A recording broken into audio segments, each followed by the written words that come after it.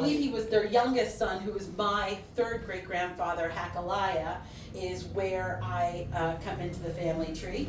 And one of the things that I will say, sort of, that was the most surprising things that I learned about my connection to Jethro was the fact that even though I didn't know anything about his existence before 2020, I had unknowingly been carrying his name.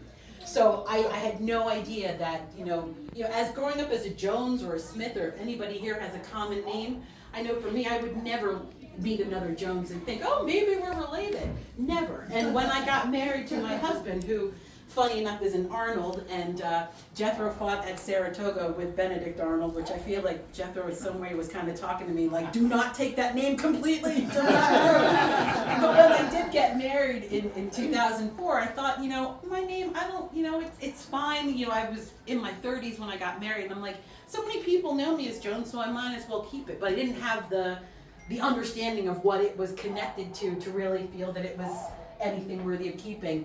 Anyway, once I discovered this, I said to my husband, I'm going back to Jones. He said, maybe just get rid of Arnold altogether. I'm like, I might do that, but right now I just really want to because of the connection and understanding who he is and what he was, I really want to represent that. So no matter how common the name is, I want to carry it, and I'm proud to carry it. So anyway, I'll say that Jethro moved to this area, to Blandford, we know it was as early as 1790. He was on the census for living here.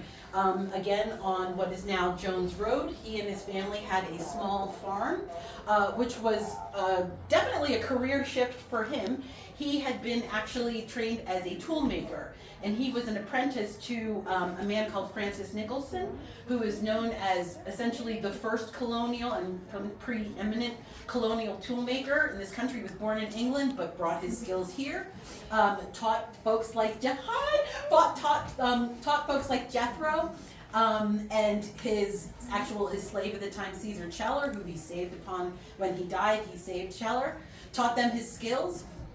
And apparently Jethro was incredibly talented in tool making, so much so that today, around the time that I discovered Jethro, there are folks who are antiquarians and who are collectors of antique tools who reached out to me and said, oh my goodness, are you really related to Jethro Jones, the tool maker?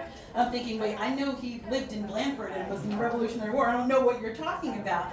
And they speak so highly about his skills, about his pieces that he created, of which we have some of them. You can see pictures right here. And again, I don't even understand exactly I know that the planes are used for crown molding and for furniture, but apparently this is such a detailed industry, and his skill was so sharp that he was highly regarded, and his pieces are incredibly collected right now, so much so that there's actually 6 of his pieces that are owned or have been acquired in the last 2 years by the Smithsonian in Washington, D.C. And actually, the Colonial Williamsburg I think it was in 2022, had an actual display of his work and his talents. It was actually like a physical display where you can go in and see his piece and understand how they actually made these pieces. I did not get a chance to go back down there. I've never seen one of his pieces in real life. I would love to hold it in my hand, but we can all sort of aspire to that. But I haven't.